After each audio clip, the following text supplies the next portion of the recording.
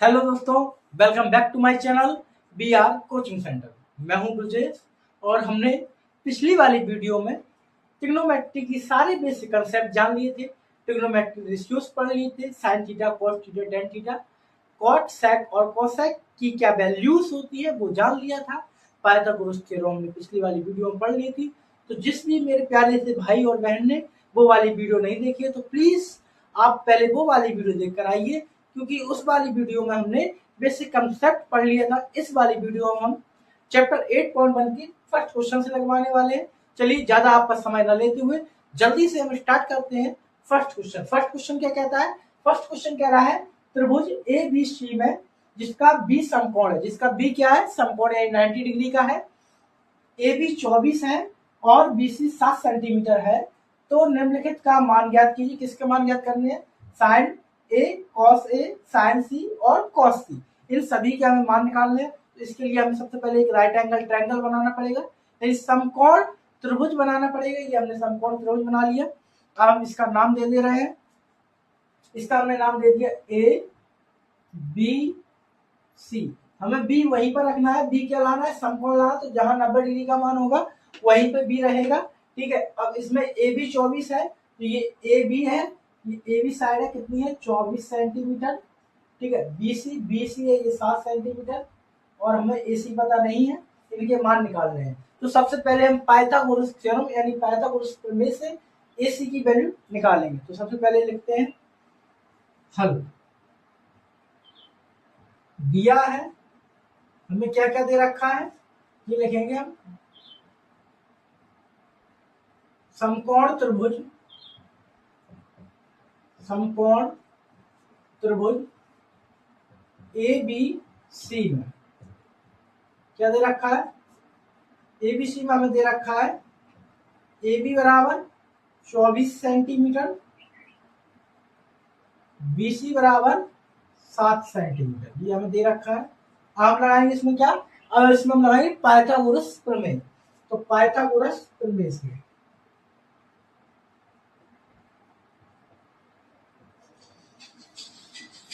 Pythagoras प्रमेय से पिछली वाली वीडियो हमने बताया था पाइथागोरस प्रमेय क्या होती है।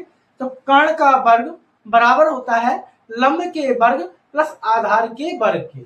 यहाँ पाइथागोरस प्रमेय लिखेंगे कर्ण का वर्ग बराबर लंब का वर्ग प्लस आधार का वर्ग। ठीक है। अब इसमें कर्ण क्या है? 90 के सामने वाली भुजा जो होती है वो कर्ण होती है। 90 के सामने वाली जो अपोजिट साइड कर्ण होती है तो कर्ण AC हो जाएगी। तो यहाँ पे AC का वर्ग हो जाएगा। ठीक है। इक्वल टू थीटा हम कहाँ लेकर चल रहे हैं? हमने मान लिया थीटा ए पर है, क्योंकि यहाँ साइन ए दे रखा है तो थीटा हम ए पर मान के चल रहे हैं। तो थीटा की जस्ट अपोजिट साइड होती है वो होती है लंब, यानी परपेंडिकुलर होता है, और बच गया बेस यानी वो आधार होता है। ठीक है। तो अब लंब क्या हो जाएगा? लंब हमारा BC हो जाएगा। तो यहाँ पे लिख दे रहा हूँ BC का वर्ग प्लस आधार क्या हो जाएगा? आधार हमारा AB है, यहाँ पर हमने लिख दिया AB का वर्ग। ठीक है। यहाँ पे AC का मान निकालना है तो AC का वर्ग बराबर BC का वैल्यू है 7, तो 7 का वर्ग प्लस AB का मान है 24, तो 24 का वर्ग। यहाँ पे AC का वर्ग 7 का वर्ग होता है 49 प्लस 24 का वर्ग होता है 576। ठीक है। अब यहाँ पे AC का वर्ग बराबर जोड़ेंगे 9 6 15, हासुलाई 1, इसमें हासु जोड़ दी 8, 2 10, 2 12। ठीक है। हासुलाई 1, 5 में एक हासु जोड़ेंगे तो 6 होगा, ये होगा 625। अब ये स्क्वायर है, स्क्वायर इस साइड आएगा तो स्क्वायर रूट लग जाएगा नीचे। तो यहाँ AC इक्वल टू क्या हो जाएगा? AC इक्वल टू हो जाएगा अंडर रूट 625। ठीक है। AC का मान आ गया अंडर रूट 625।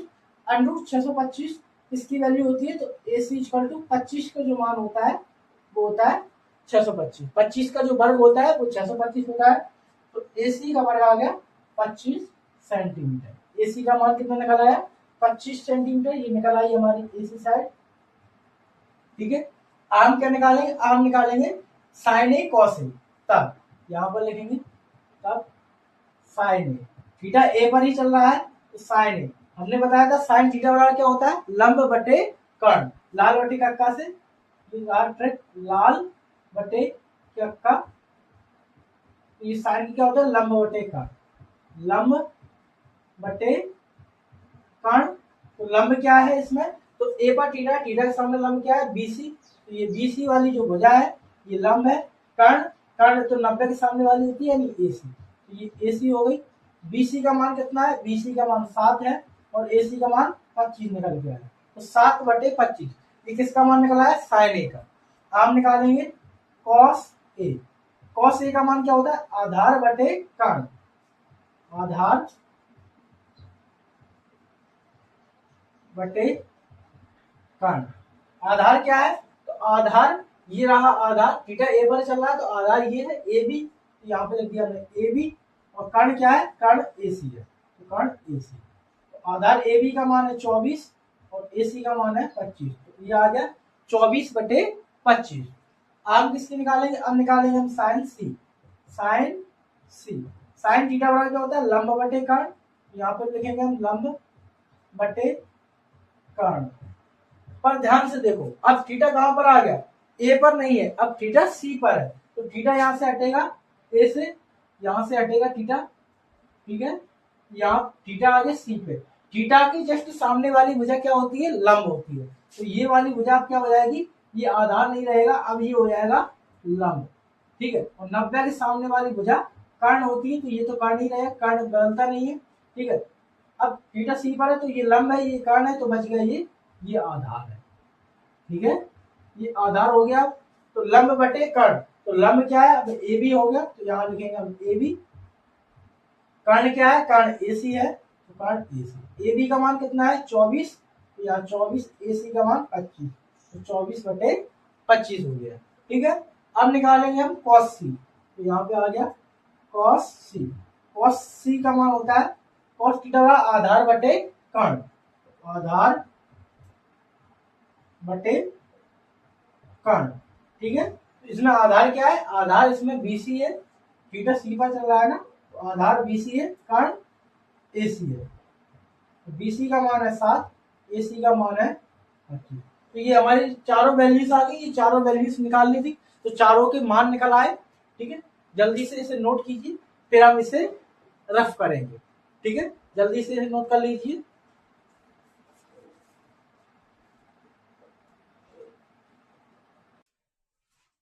ये रहा हमारा सेकंड क्वेश्चन। सेकंड क्वेश्चन क्या कहता है, आकृति 8.13 में, ये आकृति है, ये 8.13 की आकृति है। tan p minus cot r का मान ज्ञात कीजिए। हमें क्या निकालना है, tan p minus cot r का मान ज्ञात करना है। इसमें हमें क्या दे रखा है, हमें दे रखा है पी क्यू दे रखा है और पी आर दे रखा है, ठीक है। यहाँ पे हमें क्यू आर नहीं दे रखा है, तो सबसे पहले हमें जो दे रखा है हम वो लिखेंगे, उसके बाद हम आगे बढ़ेंगे, ठीक है। तो पहले यहाँ लिखेंगे दिया है,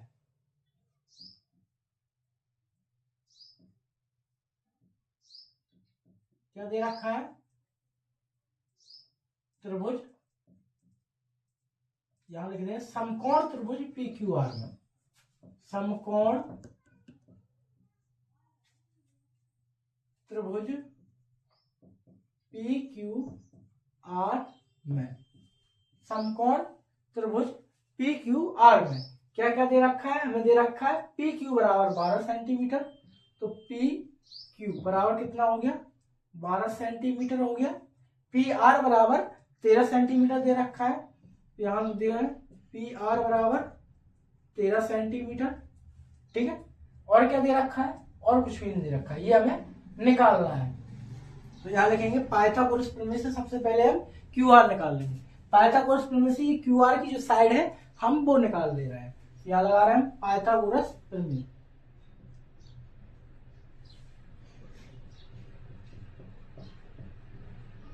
पाइथागोरस प्रमेय से तो सभी मेरे प्यारे भाई बहन कमेंट में बताओ पाइथागोरस प्रमेय क्या होती है। क्या होती है पाइथागोरस प्रमेय, कर्ण का वर्ग बराबर लंब का वर्ग प्लस आधार का वर्ग। तो यहाँ पे कर्ण का वर्ग बराबर लंब का वर्ग प्लस आधार का वर्ग। ठीक है, अब इसमें कर्ण क्या है, तो 90 की जस्ट सामने वाली ये जो भुजा है वो कर्ण है, तो कर्ण क्या हो गई 13, तो यहाँ पे हमने कर्ण लिख ली 13, तो 13 का वर्ग। अभी लंब हम कोई सा भी ले लें, आधार भी कोई सा भी ले लें, चलिए इसको लंब ले लेते हैं 12 को, तो यहाँ पे 12 को हमने लंब ले लिया, तो ये 12 का वर्ग प्लस आधार क्यू आर मान लिया हमने, तो ये क्यू आर का वर्ग। ठीक है, थीटा पर अभी नहीं जा रहे, थीटा पर हम बाद में जाएंगे। ठीक है, पहले इसकी मान निकाल ले रहे हैं, तो 13 का वर्ग होता है 169, 13 का वर्ग कितना होता है 169 बराबर 12 का वर्ग होता है 144 प्लस क्यू आर का वर्ग। ये प्लस के 144 से इस साइड आएंगे तो ये माइनस के हो जाएंगे, तो 169 माइनस 144 बराबर ये बच गया क्या क्यू आर का वर्ग। ठीक है, 169 9 में से 4 घटाई 5 बच गई, 6 में से 4 गई 2 बच गई, एक 1 में से बन गया कुछ भी नहीं बचा, इक्वल टू क्यू आर का वर्ग। ठीक है, ये वर्ग इस साइड जाएगा तो स्क्वायर रूट लग जाएगा, यानी वर्गमूल लग जाएगा, तो अंडर 25 हो जाएंगे, तो यहाँ क्या हो जाएगा अंडर 25 बराबर क्यू आर, तो अंडर 25 कितने का मान होता है तो 5 का, तो यहाँ निकल आया 5 बराबर क्यू आर, यानी क्यू आर का मान कितना निकल आया 5, तो क्यू आर कितनी आ गई 5 सेंटीमीटर आ गई। हमें क्या निकालना है 10 पी निकालना है, तब हम निकालेंगे यहाँ पर 10 पी का मान 10 पी।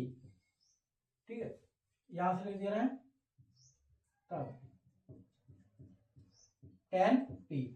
अच्छा, अब थीटा कहां पर पहुंच गया पी पर हो गया, तो थीटा हो गया पी पर, तो थीटा के सामने वाली भुजा ये क्या हो गई, अब ये हो गई लंब और ये आधार। ठीक है, ये हो गई आधार। ठीक है, tan थीटा बराबर क्या होता है, तो tan थीटा बराबर होता है लंब बटे आधार, क्या होता है लंब बटे आधार। अच्छा, लंब क्या हो गया, तो लंब क्यू आर है, तो यहाँ पे हमने लिख दिया क्यू आर, आधार कितना है आधार पी क्यू है, तो यहाँ पे लिख दिया पी क्यू। क्यू आर का मान है 5 सेंटीमीटर और पी क्यू का है 12, तो 5/12 ये निकल आया। ठीक है, अब उसके बाद 10 के बाद हमें क्या निकालना है कॉट आर का मान निकालना है, तो यहाँ पर निकाल रहे हैं कॉट आर।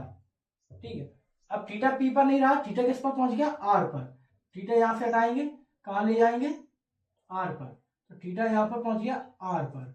ठीक है, तो अब ये थीटा के जस्ट सामने वाली भुजा ये वाली क्या हो गई, अब ये हो गया लंब और ये हो गया आधार। कर्ण बदलता नहीं है बेटा, कर्ण नहीं बदलता है, लंब और आधार ही बदलते हैं, तो ये थीटा के सामने वाली लंब हो गई, ये आधार हो गया।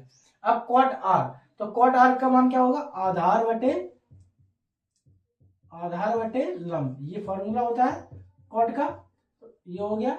आधार क्या है आधार पी क्यू है, वो सॉरी आधार क्यू आर है, यहाँ पे आधार आ गया क्यू आर। ठीक है, और लंब क्या है लंब पी क्यू है, तो यहाँ आ गया लंब पी क्यू। ठीक है, तो ये क्यू आर का मान कितना है 5 है और पी क्यू मान 12, तो आंसर क्या निकला है 12। ठीक है, तो अब 5/12 इसका भी आंसर निकल आया। ठीक है, ये दोनों आंसर निकल आए। देखो थीटा बदलते ही इसका आंसर 5/12 आ गया, थीटा पी पर था तो वो ये 5/12 आया। ठीक है, अब कॉट आर में जब थीटा बदल गया पी की आर हो गया, तो आंसर फिर अलग आ गया, क्यों नहीं तो यहाँ 10 होता तो 10 पी का मान आता, तो कॉट आर में फिर आंसर बदल गया, तो ये क्या आ गया 5/12 आ गया। ठीक है, समझ लो। तो इसी के ऊपर एक कहावत है कि हमसे पंगा मत लेना, हम ट्रिग्नोमेट्री वाले हैं, एंगल बदलते ही आंसर बदल देते हैं। तो किसी बच्चे ने कहा कि एंगल सही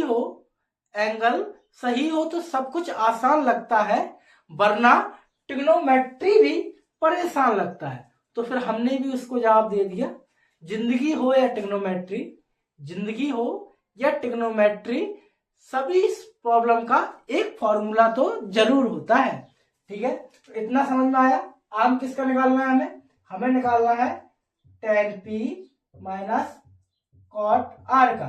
ठीक है, तो tan p minus cot R का निकालना है। tan p का मान है 5/12 और कॉट आर का मान भी कितना है 5/12। 5/12 में से 5/12 जाएगा तो आंसर क्या बचेगा 0, तो इसका हमारा आंसर क्या आ गया 0। चलिए इसको नोट कीजिए, फिर हम अगले क्वेश्चन की ओर बढ़ेंगे।